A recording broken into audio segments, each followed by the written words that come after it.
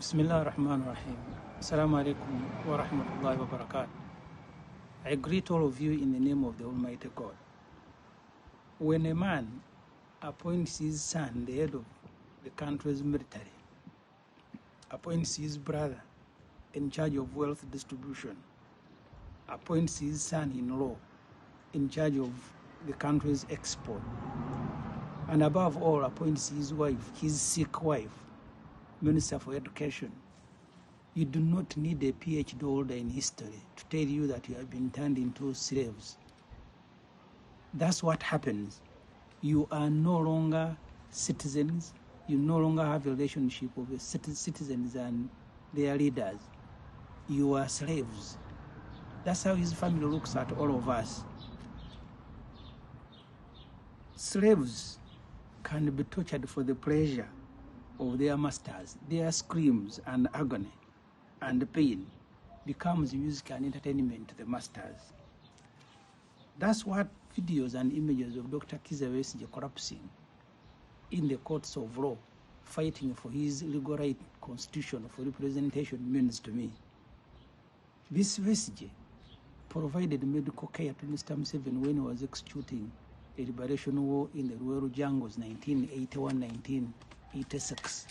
And he continued providing that care even when they took power. Besigye's immediate human need when he collapsed was medical response, and there were people in that court providing. My party, the People's Front for Freedom, is blessed to have two of its deputy presidents as medical doctors, Dr. Nicholas Kamara, Dr. Lume Baiga.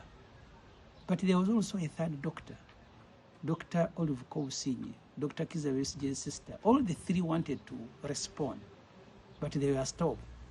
And Dr. Besigye was left in the hands of medical warders, left in the hands of prison warders, whose skills is in carrying and shooting guns. And I watched in disbelief as they ordered a ramshackled ambulance to come and take him initially to Luzira and finally to Mulago.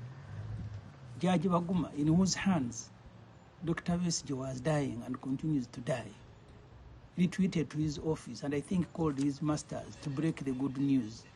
And what was that good news? Is that the man that you don't like has collapsed. They must have, the masters of Waguma must have promised him a fat reward for continuing to inflict judicial terror on Dr. Kizza Besigye. On the entertainment menu of our masters, there are images of Ssemujju, who at one time was an aide Dr. Kizza Besigye. I have watched Ssemujju in pain. What remains in his body as he holds on to crutches, what remains in his emaciated body is just the soul, the energy long gone. And you can see the pain as he moves it around, the struggle. And for the last 1 year since he was abducted in Mbarara, I think Ssemujju's pain has been entertainment and music to Gino Mo's Kainerugaba. My brother, the Honorable Elias Mukolo, has been literally crying to these individuals, please at least afford me the opportunity to go and seek medical care. And what Judge Matov did was to say, no, I need a certificate from Mulago to show that Lukwago is very sick. Someone who has been in Mulago, Matov wants a certificate from Luzira, as if Luzira prison is a medical facility. That's how far we have sunk as a country, that Lukwago, for the last 45 days, he cannot be afforded an opportunity. I think they want him also to slowly die, because that's what Muhoozi Kainerugaba said, that he will execute Besigye and Lukwago. What about Mwanga Chivumbi? I met Mwanga Chivumbi in 1995, both of us students in Micho Hall at Makerere, seeking knowledge to better our lives and the lives of people in our country. He has been messed up, abducted. For 19 days, nobody knows where he is. And they later abandoned him at a police facility. Those who had been claiming they don't know where he is. He has a sad story to tell. That's why people have started running away from Uganda. My brother, the Honorable Kyagulanyi Ssentamu, is in America. He left his house in Uganda. There are those who have been calling me that Ssemujju, social media is saying you are selling your house. These houses are now meaningless to us.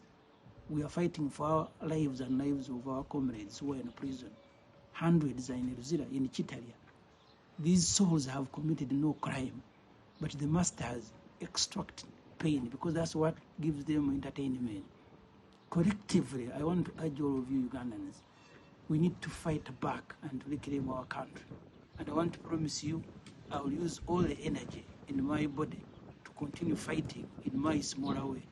Thank you very much for listening.